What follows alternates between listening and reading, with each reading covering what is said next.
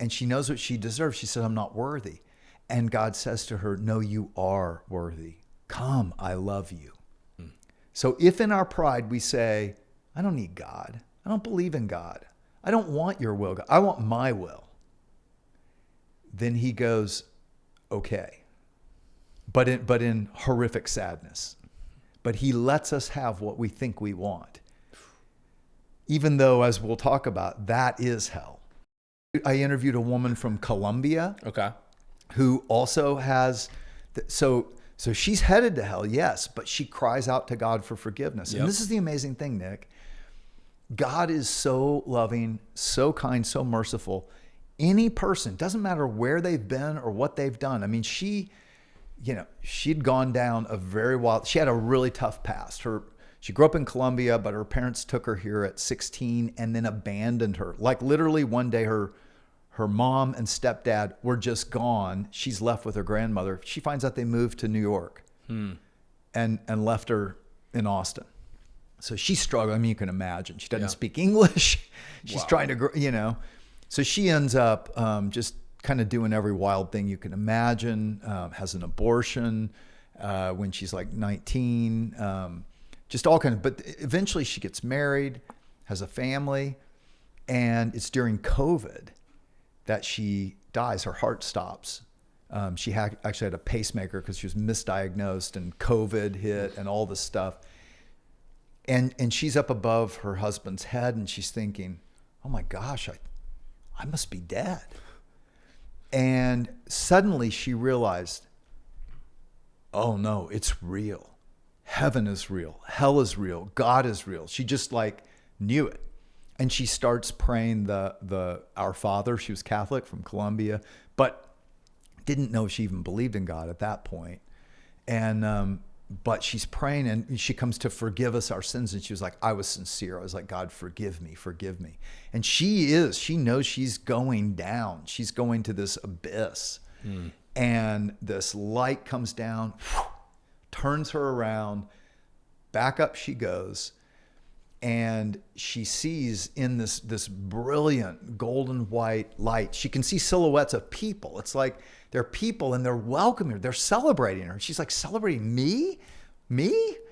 And the voice of God, and she knows it's God, says to her. And again, communication on this other side, by the way, some of them say telepathic, but it's more than that. It's not just thought to thought. It's feeling, it's thoughts, it's complete, pure, no misunderstanding. And he says to her, come, you're home. And she says, no, I'm not worthy. I'm not worthy.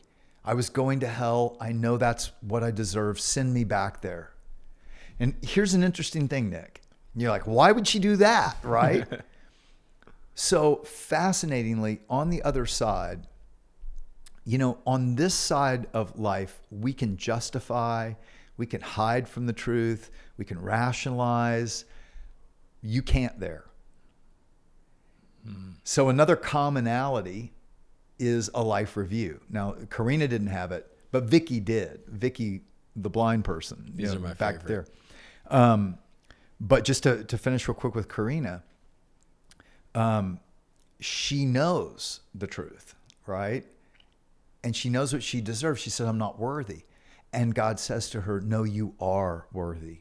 Come, I love you. And she says, God, if it is safe for me, let me see someone that I love who's died before me. And he says, look to your right.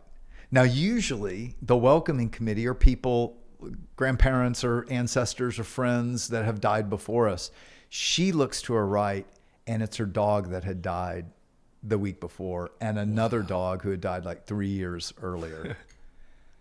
And she goes in, and she's in this place of exquisite beauty, and she's like alive like she's never felt, and bursting with joy, and realizes, because the Lord later explained to her, when she cried out to him for forgiveness, he made her worthy.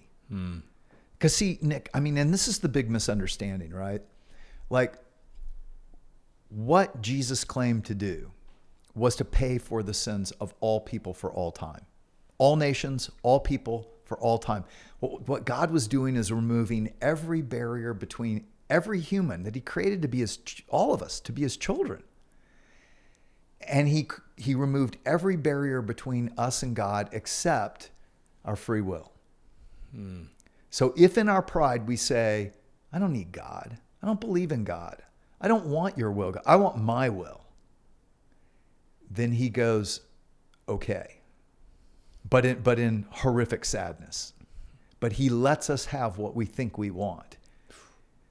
Even though, as we'll talk about, that is hell.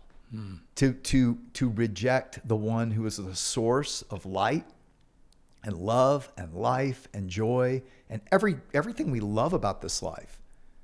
I mean, if there's a creator, everything we love was created by God. We experience pleasure because he created us with the ability to experience pleasure. Right? Mm-hmm.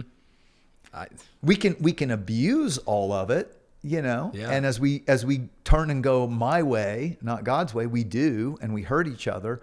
But still, it's all from him. It's good. If you could take a second and hit that red button below this video, it would mean the world to me. It's kind of what fuels this show, and it's free for you to do. Just subscribe to the show, and if you want to, you can like the episode, which helps it get out to more people. It really means a lot to us. Thanks.